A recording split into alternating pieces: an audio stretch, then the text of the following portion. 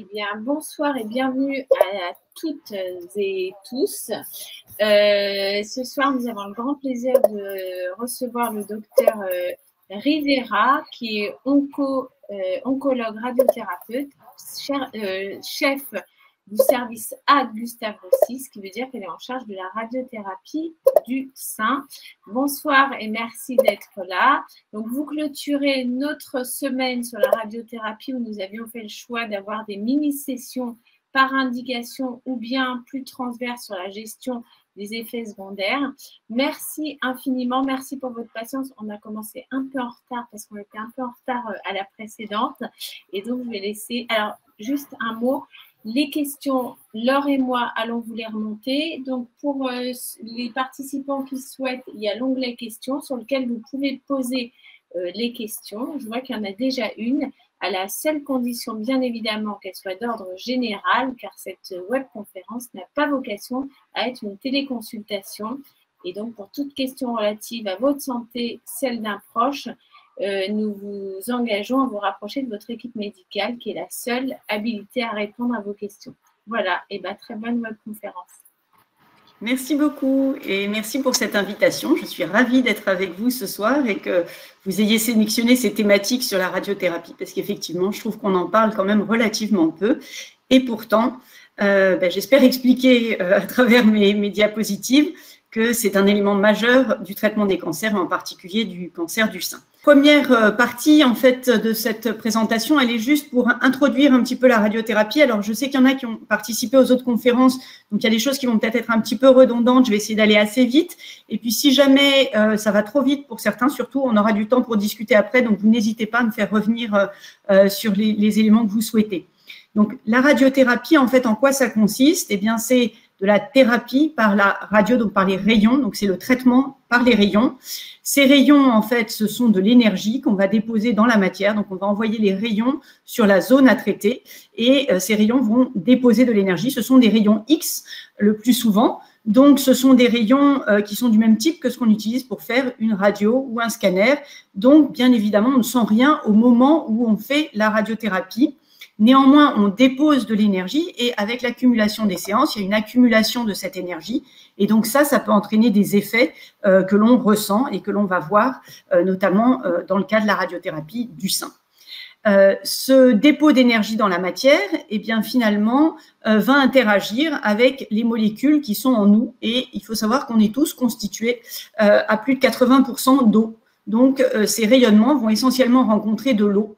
Et l'eau, eh bien, c'est une molécule qui est H2O, chimiquement. Et quand l'énergie vient se déposer sur ces molécules d'eau, eh bien, ça va entraîner ce qu'on appelle un arrachement des électrons de la couche périphérique et donner des molécules qui vont être instables, très réactives chimiquement et qui vont pouvoir interagir avec les autres molécules au voisinage et avec les cellules au voisinage et notamment avec les cellules de la zone qui reçoit les rayons, donc de la zone que l'on cible par la radiothérapie.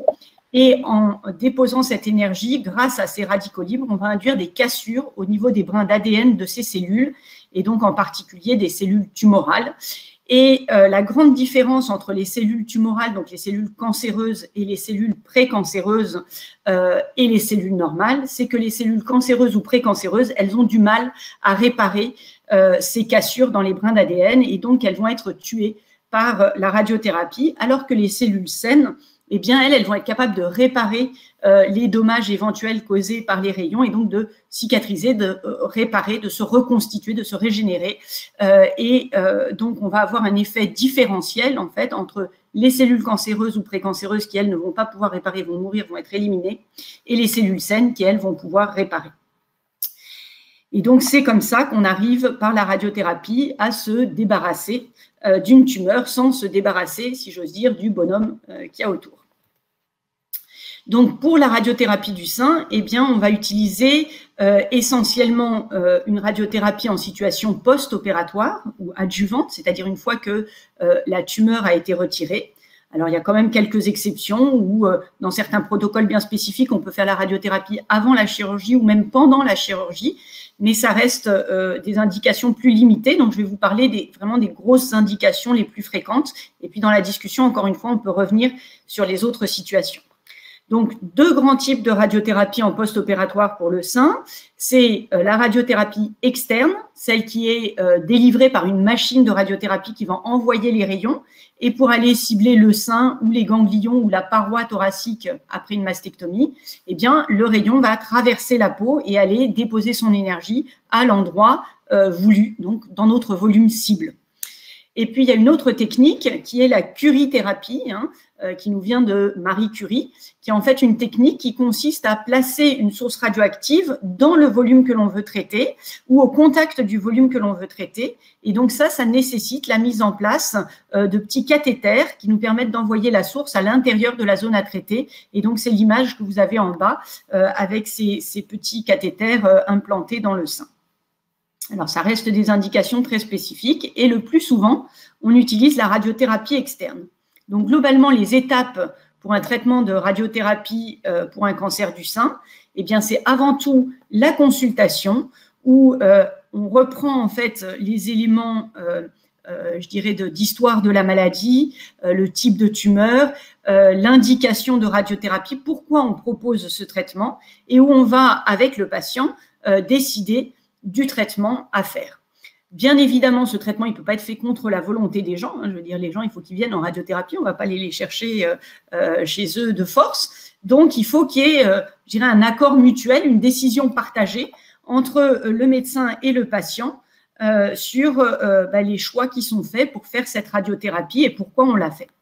Et puis, une fois que cette consultation est faite, eh bien, l'étape suivante pour le patient ou la patiente, ça va être l'étape du scanner de simulation ou scanner dosimétrique. En fait, c'est un scanner qui va nous permettre d'acquérir des images du volume à traiter, mais aussi des organes à protéger en position de traitement. Alors, c'est là que c'est un peu difficile de faire avec la caméra et de ne pas être en face de vous, mais globalement, si mes bras sont très hauts ou si mes bras sont très bas, mes seins ne sont pas à la même hauteur. Et donc, bien sûr, si d'un jour sur l'autre, je ne suis pas dans la même position, eh bien, mon volume et mes faisceaux qui sont calculés pour arriver à un endroit précis risquent d'arriver à côté de la zone que je suis censée traiter. C'est pourquoi ce scanner de positionnement, ce scanner de dosimétrie, il est essentiel et il va piloter toute la radiothérapie derrière. Donc, on va prendre notre temps pour bien définir la position de traitement. Vous voyez sur la photo, on a ces petits appuis-bras bleus pour bien définir la position dans laquelle on cale le bras. Et puis, on va faire des marques à la peau. Alors, ça peut être selon les centres, des marques avec des feutres ou de la peinture, ou alors des petits points de tatouage. C'est vrai que nous, à Gustave Roussy, on utilise plutôt les points de tatouage parce que ça ne s'efface pas. Et donc, on est sûr de ne pas avoir de modification pendant le traitement. Il y a des centres qui préfèrent utiliser le feutre ou la peinture parce qu'effectivement, ça va s'effacer et donc ça ne laissera pas la marque du point de tatouage après le traitement. Mais l'inconvénient, c'est que ça peut être un peu moins précis pendant le traitement. Donc nous, on a fait le choix des points de tatouage et c'est vrai qu'aujourd'hui, après le traitement, les dermatologues peuvent, si jamais ça gêne, sur le plan esthétique, les faire disparaître au laser. Enfin, il faut savoir, alors c'est pareil, là c'est très difficile de… Non, je ne vais pas arriver à vous montrer, j'ai un petit grain de beauté entre les doigts et c'est vraiment comme un tout petit grain de beauté, c'est vraiment quelque chose de très discret.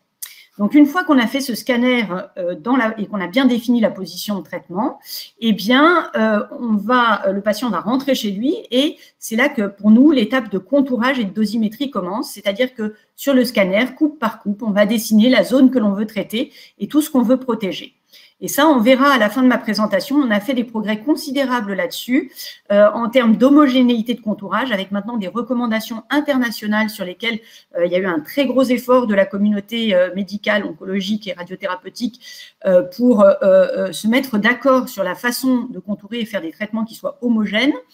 Et puis, on a aussi l'intelligence artificielle qui aujourd'hui nous permet de gagner beaucoup de temps et beaucoup de reproductibilité sur ces contourages et j'y reviendrai tout à l'heure. Donc, contourage, ça veut dire on dessine coupe par coupe sur le scanner l'ensemble des volumes à traiter et les volumes à protéger. Et ensuite, le dossier part en physique médicale où les dosimétristes et les physiciens vont calculer sur la base de la prescription faite par le médecin comment délivrer la dose que le médecin souhaite délivrer. Donc, si on dit au physicien ou au dosimétriste qu'on veut 50 degrés en 25 séances, eh bien, sur le sein, eh bien, le physicien va calculer comment placer les faisceaux pour traiter au mieux le sein et protéger au mieux le poumon, le cœur en arrière, pour délivrer la dose sur la zone souhaitée. Et puis ensuite, il va y avoir une validation conjointe par le médecin et le physicien ou le dosimétriste. Et puis, une fois qu'on est arrivé au meilleur compromis et qu'on a validé cette dosimétrie, alors la dosimétrie est envoyée sur le poste de traitement. Le patient va être reconvoqué, va être repositionné exactement dans la même position qu'au scanner et on va faire des images qu'on va matcher, qu'on va superposer en fait avec les images de scanner. Et si on n'est pas parfaitement superposé, on va déplacer le patient pour arriver vraiment à être superposé et à bien cibler en fait la zone de radiothérapie conformément à ce qui a été prévu. Et c'est uniquement lorsque cette validation est faite qu'on peut démarrer la séance de radiothérapie.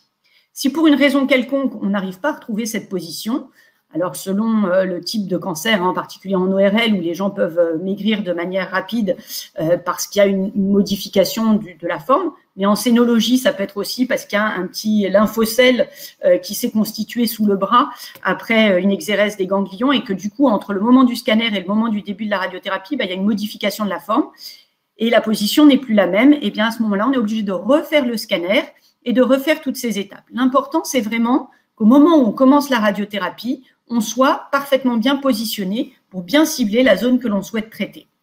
Et donc, peu importe le temps que cela prend pour préparer le traitement, c'est vraiment des étapes qui sont essentielles. Et à partir de là, on va pouvoir démarrer la radiothérapie, chaque jour faire la même séance et faire des contrôles réguliers du positionnement en cours de traitement.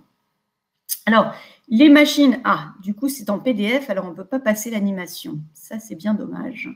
Alors, les machines de radiothérapie, en plus, j'avais plusieurs animations. Je n'avais pas pensé à ça.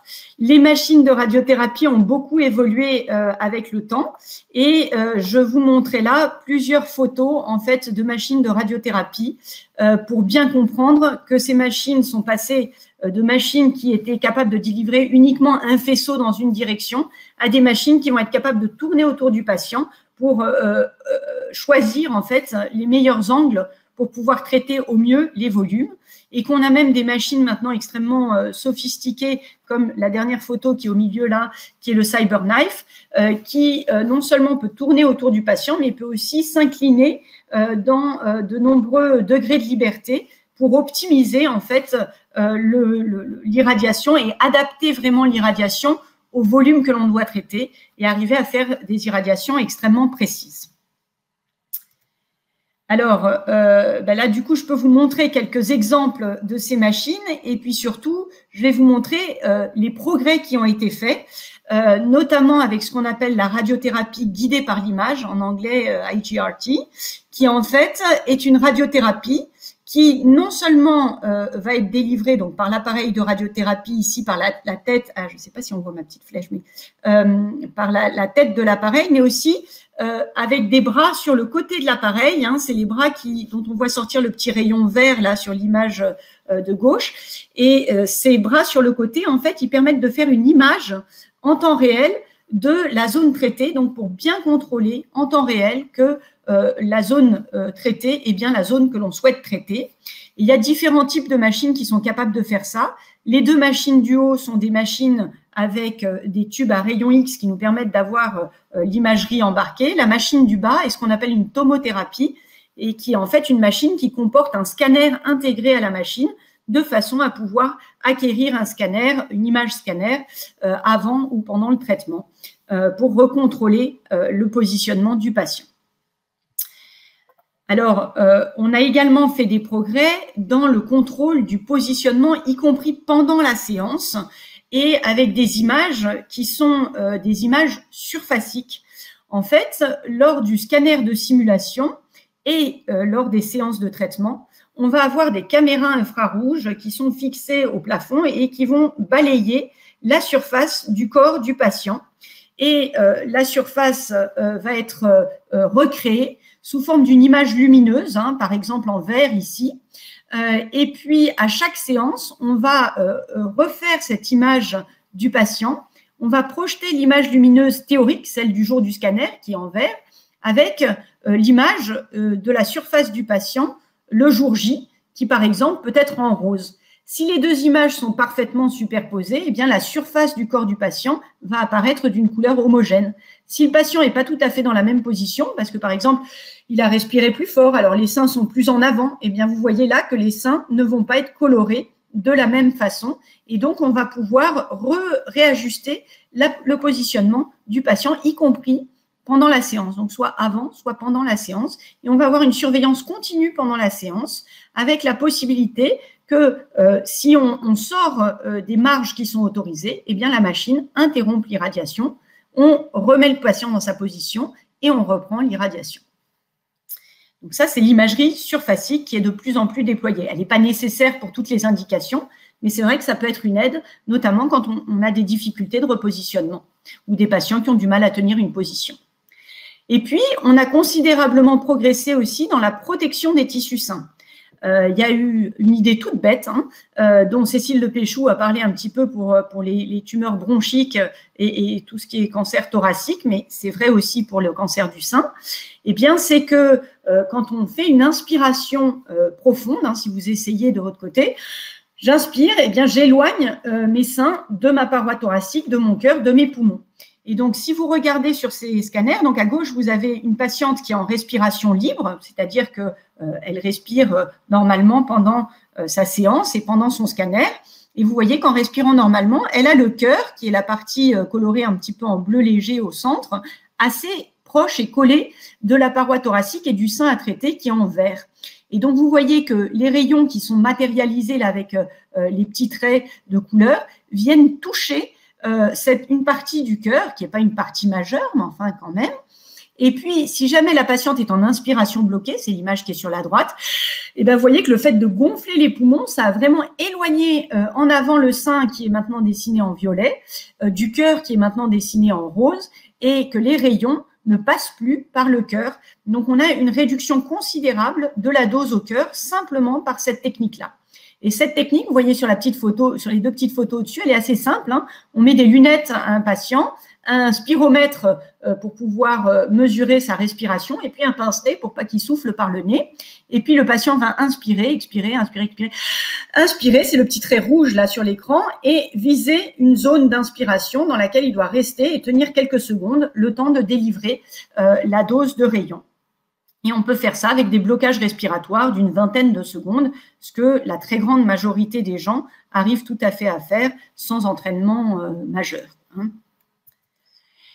Alors, voilà pour les progrès techniques, mais il y a eu aussi des progrès, je dirais, en termes de schémas de radiothérapie qui ont considérablement évolué ces dernières années, avec des schémas qui, globalement, vont vers de moins en moins de séances, des doses un petit peu plus fortes à chaque séance, ce qui fait qu'au total, on a la même efficacité, mais on a un traitement qui est moins lourd, moins contraignant pour les patients, avec moins d'allers-retours, et puis surtout avec des effets secondaires qui sont moins importants ou équivalents, mais en tout cas pas supérieurs. Alors, ces essais, je vais vous en rapporter quelques-uns. Je n'ai pas le temps, malheureusement, de faire toute la littérature, mais simplement pour que vous puissiez comprendre la différence des indications et le fait qu'on va vers des traitements qui sont de plus en plus personnalisés en radiothérapie. Donc, bien sûr, c'est personnalisé puisque vous avez vu, sur chaque scanner, on va dessiner le volume qui correspond au patient en question, mais aussi, c'est de plus en plus personnalisé parce qu'on va utiliser des schémas différents. Historiquement, on faisait 50 grès en 25 séances sur 5 semaines pour tout le monde, plus ou moins un boost de 8 à 10 séances. Donc, ça nous faisait des traitements de 5 à 6 semaines et demie ou 7 semaines pour tout le monde. Et puis, les premiers à avoir remis ça en question, ce sont les Anglais et les Canadiens. Puis ensuite, il y a eu des études en Asie et des études en Europe, je dirais, continentale. Et toutes ces études vont exactement dans le même sens. Donc ça nous montre vraiment le niveau de preuve, puisque tout le monde trouve les mêmes résultats. Donc, ça ne dépend pas de l'origine ethnique, du fait qu'on soit jeune ou vieux, gros ou maigre, etc. Et donc, je vous montre ici quelques-uns de ces résultats. Les études START, ce sont les études anglaises qui ont été publiées d'abord avec 5 ans de recul, puis avec 10 ans de recul, et qui ont concerné plus de 4000 patientes.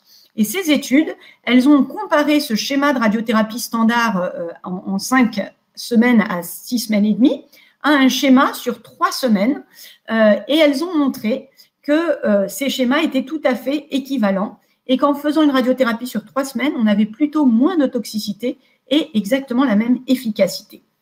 Alors, c'est ce que je vous montre ici sur les diapositives suivantes. Et puis ensuite, je vais vous parler de ces 2 derniers schémas de radiothérapie qui ont été publiés plus récemment avec 10 ans et 5 ans de recul et qui ont montré que dans certains cas, on peut faire une radiothérapie en 5 séances seulement, soit à raison de 1 séance par semaine, donc sur 5 semaines au total, soit à 5 séances sur une seule semaine, avec encore une fois la même efficacité et le même degré faible finalement de toxicité. Alors pour les études START, donc ces études anglaises, eh bien sans rentrer trop dans le détail, ici il y a les résultats à 10 ans qui ont été publiés dans le Lancet Oncology et qui montrent, alors je ne sais pas si vous arrivez bien à voir sur les diapositives, mais globalement que les courbes, elles se superposent et donc ça veut dire qu'on a exactement le même résultat pour les différents schémas de traitement testés, et notamment que le 50 Gray en 25 séances sur 5 semaines est tout à fait équivalent au schéma en 15 séances sur 3 semaines. Ça, c'est vrai en termes d'efficacité, c'est vrai également en termes de toxicité, puisque quand on regarde les patients qui ne présentaient pas de toxicité modérée ou marquée, vous voyez que les schémas 40 Gray en 15 séances sur 3 semaines font mieux. Il y a plus de patients qui n'ont pas de toxicité que dans le schéma 50 Gray en rouge en 25 séances sur 5 semaines. Mais vous voyez que de toute façon, dans les 2 cas, les toxicités modérées à marquées concernent une minorité de patients, puisque plus de 60-70% des patients n'ont pas de toxicité. Alors ensuite, ces études, elles ont concerné l'irradiation du sein seul, donc les situations où on n'a pas besoin d'irradier les ganglions. Donc, on s'est posé la question de savoir si c'était vrai aussi pour les patients et les patientes pour qui on a besoin d'irradier les aires ganglionnaires. Et ça, c'est la question qu'on a posée dans une étude française qui s'appelle l'étude Hypogée 01, à laquelle, vous voyez, sur la petite carte de France, ont participé de nombreux centres français et pour laquelle on a eu un taux d'inclusion qui a même dépassé ce qu'on espérait avoir. C'est dire si la question paraissait importante à la fois pour les patientes qui ont accepté de participer au protocole, leurs familles qui les ont soutenues et puis toutes les équipes à travers la France qui ont participé à cette étude. Et donc, cette étude, elle a concerné les femmes de plus de 18 ans qui avaient un cancer du sein T1 à T3 avec une atteinte ganglionnaire jusqu'à N3, mais aussi pour des patientes N0 dans des situations où il y avait une indication d'irradiation ganglionnaire. Et on a comparé le schéma classique sur 5 semaines au schéma des Anglais et des Canadiens dont je vous ai parlé pour le sein seul, mais cette fois-ci avec les aires ganglionnaires sur 3 semaines. Alors, on n'a pas encore les résultats définitifs de cette étude puisque le suivi est encore en cours, mais néanmoins, on a une première analyse des résultats aigus et cette analyse, elle est extrêmement intéressante. On l'a communiquée au congrès de l'ESMO, qui est le grand congrès européen d'oncologie en septembre. Et ce que j'espère que vous arrivez à voir sur les diapositives, c'est que à chaque fois, on a la radiothérapie hypofractionnée, donc celle sur 3 semaines qui est dans la première colonne, et la radiothérapie normofractionnée qui est dans la deuxième colonne. Les toxicités modérées à sévères, alors les toxicités sévères au-delà d'un grade 4, au-delà supérieur ou égal à un grade 4, il n'y en a pas du tout. Les toxicités marquées, c'est les toxicités de grade 3, vous voyez, c'est ce qu'il y a en vert, donc il y en a très peu et seulement dans certaines des colonnes. Les toxicités de grade 2, donc c'est des toxicités légères, elles sont en rouge, il y en a un petit peu plus. Et les toxicités en bleu, c'est les toxicités très légères. Et là, effectivement, c'est pas nul. Donc, on ne peut pas dire que la radiothérapie ne présente pas d'effets secondaires, ce serait faux. Mais par contre, c'est des effets secondaires qui sont très modérés. Et ce qui est vraiment intéressant dans cette étude, c'est qu'on voit que pour chacune de ces toxicités, que ce soit le prurite, c'est-à-dire les démangeaisons, l'envie de se gratter, les modifications de la coloration de la peau, l'œdème du sein, la douleur, la radiodermite, donc l'irritation, l'inflammation de la peau, les rougeurs de la peau, la fatigue, la gêne à la déglutition, l'essoufflement, tout ça est extrêmement modéré et à chaque fois moins marqué dans la radiothérapie sur 3 semaines par rapport à la radiothérapie sur 5 semaines. Et comme je vous le disais tout à l'heure sur mon petit schéma, eh bien les Anglais se sont posé la question de dire finalement est-ce qu'on peut aller plus loin dans l'hypofractionnement? C'est-à-dire que on est passé d'une radiothérapie pour tout le monde en 5 à 6 semaines et demie à une radiothérapie en 3 semaines pour une grande partie des gens. Est-ce qu'on ne peut pas même faire plus condensé et faire 5 séances seulement? Et donc, c'est la question de cet essai UK Fast qui a évalué 5 séances sur 5 semaines, donc à raison d'une séance par semaine, chez près de 1000 patientes de plus de 50 ans, avec un suivi de presque 10 ans. C'était des patientes qui avaient un cancer du sein de stade précoce, de bon pronostic, sans atteinte ganglionnaire. Et donc, on comparait ce schéma en 25 séances à 2 schémas en 5 séances sur 5 semaines. Et ce qu'on a pu voir, je vous ai passé toutes les courbes, mais je serais ravie de vous les montrer. Puis vous avez la référence de l'article si jamais il y en a qui veulent regarder. C'est un essai publié par le docteur Brunt dans le Journal of Clinical Oncology l'année dernière, en juillet. Eh bien, ce qu'on montre à 10 ans, enfin ce que les Anglais ont montré à 10 ans, c'est qu'il n'y a pas de différence significative en termes de toxicité quand on prend le schéma en 5 séances à la dose totale de 28,5 gray par rapport à 50 gray en 25 séances. Le schéma du milieu, qui était un petit peu plus dosé, lui, il est un peu plus toxique quand même. Donc, ce n'est pas celui qu'on retient. Celui qu'on retient, c'est vraiment 28,5 gray en 5 séances, une fois par semaine. Et les résultats à 10 ans en termes de risque de rechute locale, de décès par cancer du sein, ils sont tout à fait rassurants, avec très peu de rechute. Vous voyez, 1,2% de rechute à 10 ans, c'est vraiment extrêmement faible. Et donc, ces schémas semblent tout à fait comparables et équivalents en termes d'efficacité et de toxicité. Ensuite, les Anglais ont dit, très bien, 5 séances en 5 semaines à raison d'une séance par semaine, c'est bien, mais peut-être que de compacter tout ça et de faire ces 5 séances sur une semaine seulement, ce serait mieux parce qu'on serait plus rapidement débarrassé de la radiothérapie et on retournerait plus vite à notre vie quotidienne. Et donc ça, c'est la question posée par l'essai Fast Forward. Cet essai, il a été publié dans le Lancet en 2020 aussi. Et donc, c'était une étude qui a du coup tiré au sort les patientes entre le schéma qui était devenu entre-temps le schéma standard, donc le schéma en 15 séances, qui est notre standard actuel, versus 2 schémas en 5 séances, un petit peu plus dosé, un petit peu moins dosé, avec 5 séances sur une semaine. Et donc, ça a concerné une population de patientes bien plus large que l'essai précédent, puisque là, on a non pas les patientes seulement au-delà de 50 ans, mais les patientes des 18 ans pour des T1 à T3, N0 seulement. Donc, pour l'instant, on n'a pas d'infos pour ces schémas-là concernant les patientes qui ont une atteinte ganglionnaire. Ça va venir dans les futurs essais. 4000 patientes et l'objectif principal, c'était le contrôle local à 5 ans. Et ce qu'on voit, c'est que avec ces 5 ans de recul, eh bien, le schéma à 26 gray en 5 séances sur une semaine n'est pas inférieur. Il est tout à fait équivalent au schéma 40 gray en 15 séances sur 3 semaines en termes de contrôle local, donc d'efficacité de la radiothérapie. Et en termes de toxicité, on a quelque chose qui est tout à fait similaire aussi. Donc ça, c'est quand même extrêmement rassurant et ça fait que aujourd'hui, on peut proposer ce schéma-là comme une option à nos patientes.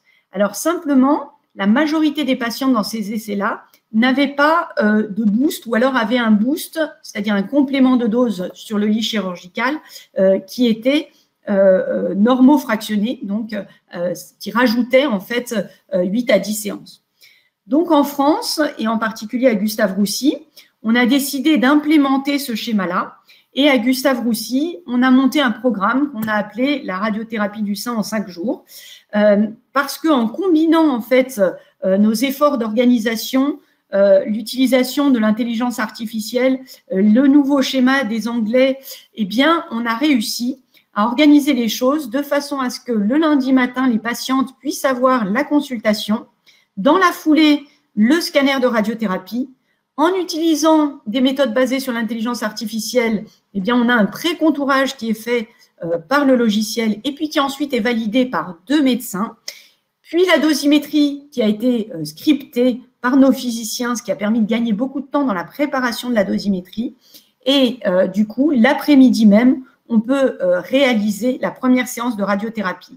Comme il n'y a que 5 séances, eh bien finalement, le vendredi, la patiente a terminé sa séance, elle fait sa consultation de fin de radiothérapie et elle rentre chez elle, elle a terminé sa radiothérapie. Alors ça, ce n'est pas encore applicable à tout le monde.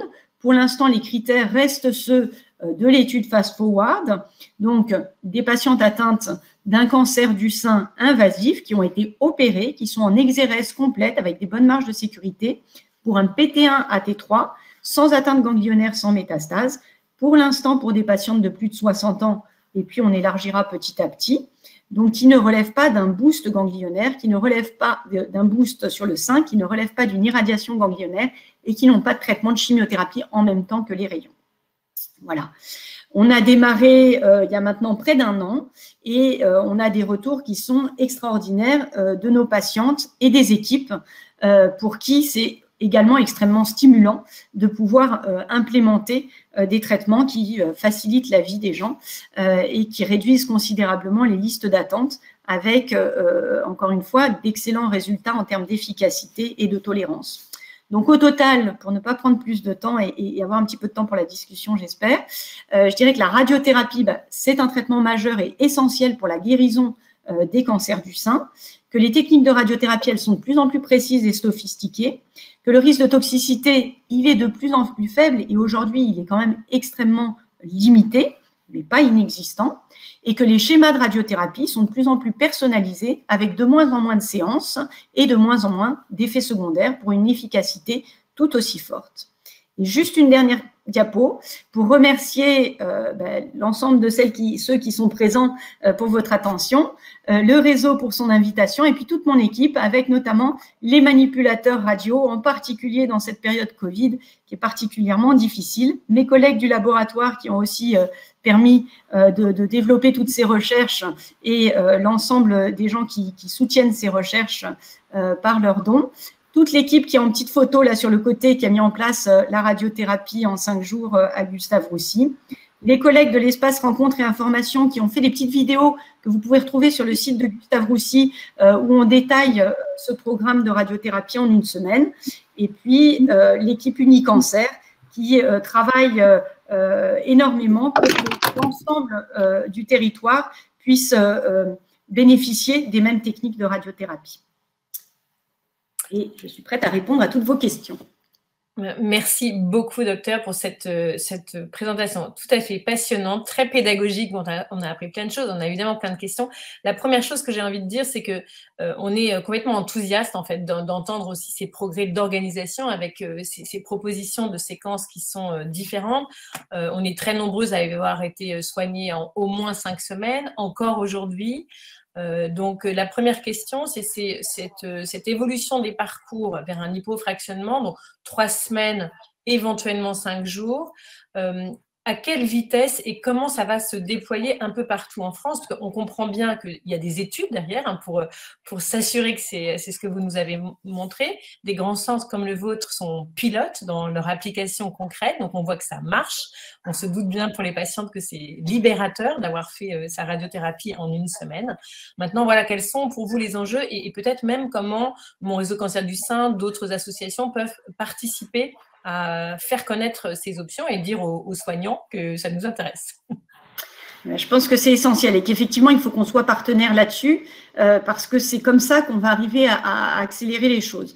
Alors, bon, il y a un premier élément qui est que, bien évidemment, pour un centre pilote, je dirais c'est plus facile d'implémenter ces techniques-là parce que on a participé à leur développement, donc on les maîtrise bien, donc c'est des choses, enfin c'est normal que ça commence par les centres pilotes, mais on a aussi un rôle essentiel qui est de diffuser cette connaissance, et c'est ce qui est fait sur les congrès internationaux, les congrès nationaux, la Société française de pathologie mammaire. Là, ce week-end, on a fait les référentiels de Nice-Saint-Paul-de-Vence, qui sont des référentiels nationaux, et sur le vote des experts, on a validé ces indications. Donc maintenant, c'est écrit dans les recommandations nationales qui vont être publiées prochainement. Donc ça va vraiment aider à ce que, où qu'on soit en France, le médecin puisse s'appuyer sur ces recommandations pour dire que c'est quelque chose de validé. Maintenant, c'est vrai que l'INCa, donc l'Institut national du cancer, avait préalablement fait des recommandations pour les traitements du cancer du sein qui n'intégraient pas encore ces études-là et que le renouvellement des recommandations, ça ne se fait pas tous les jours et c'est tout un processus à mettre en œuvre, donc c'est un petit peu lourd. Et donc, les prochaines recommandations de l'INCa qui vont sortir ont été faites en fait avant que ces études soient intégrées. Donc ça, c'est un petit peu dommage parce que ça veut dire qu'il va falloir attendre encore un renouvellement de ces recommandations-là pour que ça y figure. Donc, je pense que c'est important d'en parler pour essayer de faire en sorte que le plus vite possible, on puisse actualiser ces recommandations de l'INCa.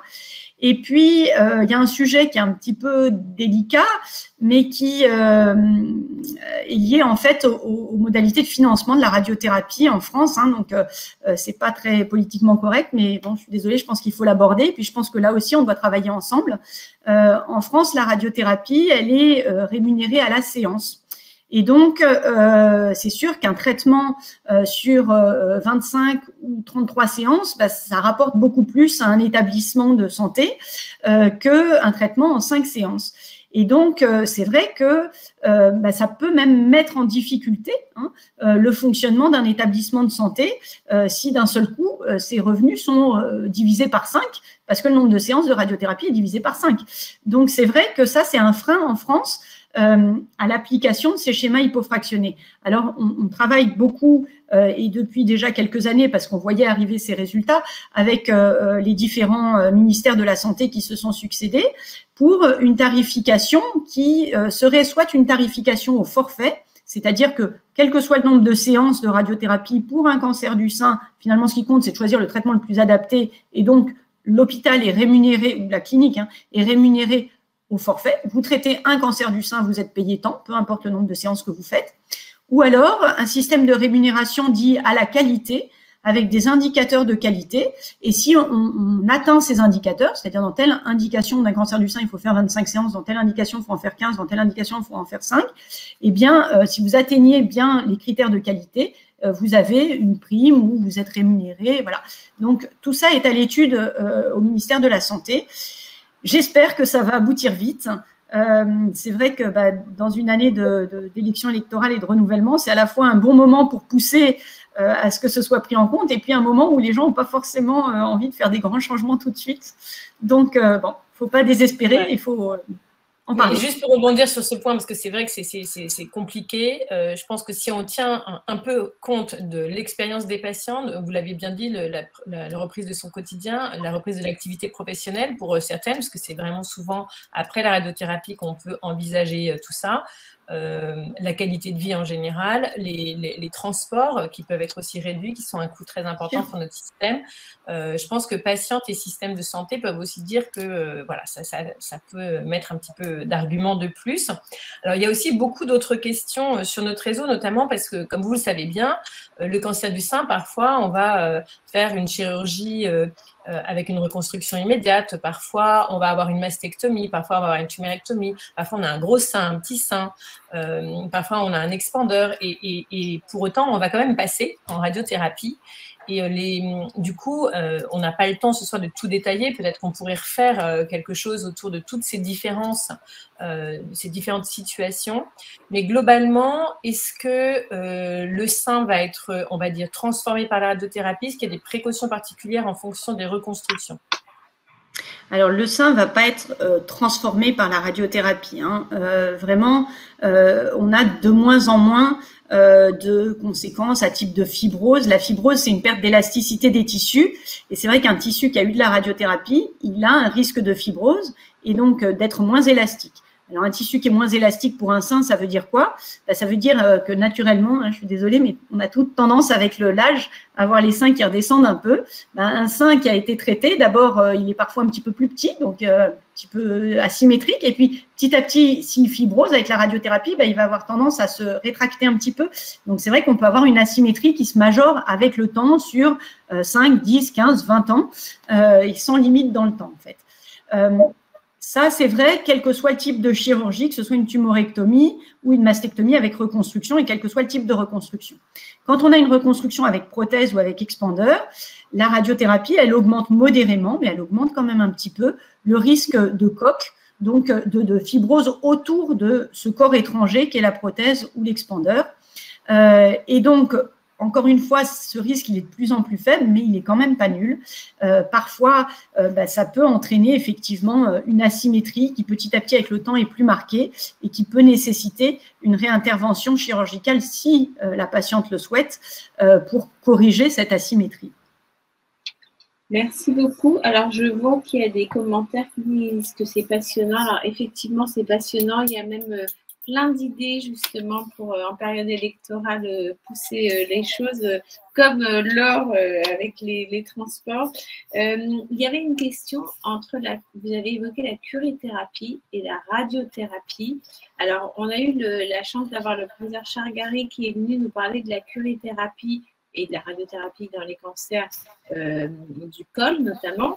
Le replay est à disposition, mais peut-être que ce soir, vous pourriez aussi nous dire la différence et quelles sont les indications. Dans quel cas l'indication de curithérapie, quel cas radiothérapie? Alors, très majoritairement, on utilise la radiothérapie externe. En revanche, on peut quand même utiliser la curithérapie dans certaines indications, alors notamment pour faire ce qu'on appelle de l'irradiation partielle du sein. C'est-à-dire que dans des situations où il y a des toutes petites tumeurs très localisées dans le sein, sans atteinte ganglionnaire, eh bien, on sait que le risque de récidive, il est essentiellement à l'endroit où se trouvait la tumeur au départ. Et donc, on va pouvoir placer des gaines, des petits cathéters de curithérapie dans le lit chirurgical, à l'endroit où se trouvait la tumeur, pour irradier uniquement cette partie-là du sein. Ça, c'est le cas, donc encore une fois, pour des petites tumeurs. Ça peut parfois être le cas aussi lorsqu'on a une récidive localisée dans un sein qui a déjà été traité. Et dans certains cas, ça permet comme ça de proposer un deuxième traitement conservateur lorsqu'il y a une récidive dans le même sein et pas nécessairement de faire la mastectomie en cas de récidive. Et puis, il y a une autre indication pour la curithérapie qui est le boost. Alors, on n'en a pas beaucoup parlé ce soir, mais le boost, c'est un complément de dose. En français, on dirait plutôt une surimpression. Un complément de dose qu'on délivre à l'endroit où se trouvait la tumeur parce que, selon l'âge, selon les caractéristiques de la tumeur, on va vouloir irradier la totalité du sein et délivrer un complément de dose à l'endroit où se trouvait la lésion au départ. Ce complément de dose, il peut être délivré par radiothérapie externe et ça nécessite 8 à 10 séances supplémentaires de radiothérapie. Aujourd'hui, il y a des schémas où on peut faire 5 séances supplémentaires de radiothérapie, mais avec la curithérapie, on peut le faire en une seule séance ou en 2 séances. Donc, c'est vrai que ça peut être une technique qui peut permettre de raccourcir, là aussi, le traitement de radiothérapie. Cette implantation des gaines, elle peut se faire sous anesthésie locale ou sous anesthésie générale. Et puis, il faut, ça ne peut être fait que dans un service qui dispose de la curithérapie. Et c'est vrai qu'aujourd'hui, en France, le nombre de services qui disposent de la curithérapie est quand même limité, quoi. Alors, une question importante, quand on a eu une radiothérapie pour son cancer du sein localisé et que malheureusement, on a une récidive dans ce sein, est-ce qu'on peut réutiliser la radiothérapie ou pas? Alors, tout dépend de la dose qui a été reçue, pas tellement par le sein, mais beaucoup par les organes à risque en dessous. Donc, c'est vrai que si c'est une récidive sur un sein traité il y a déjà de nombreuses années, les techniques de radiothérapie n'étaient pas les mêmes et donc on peut avoir déjà reçu des doses au poumon ou au cœur qui sont limitantes et qui font qu'on va recommander plutôt une mastectomie pour éviter d'avoir à refaire une radiothérapie. Si c'est des traitements plus récents, alors il faut regarder la dosimétrie et voir combien on a de marge. Mais parfois, on est limité parce qu'on pourrait redélivrer une partie de la dose, mais si on délivre qu'une partie de la dose, ce n'est pas suffisant à contrôler la maladie. Donc, dans ce cas-là, il faut effectivement choisir la meilleure option qui peut être la mastectomie. Et puis, il y a des situations où effectivement, on peut réirradier de manière partielle, soit en radiothérapie externe, soit justement avec la curithérapie.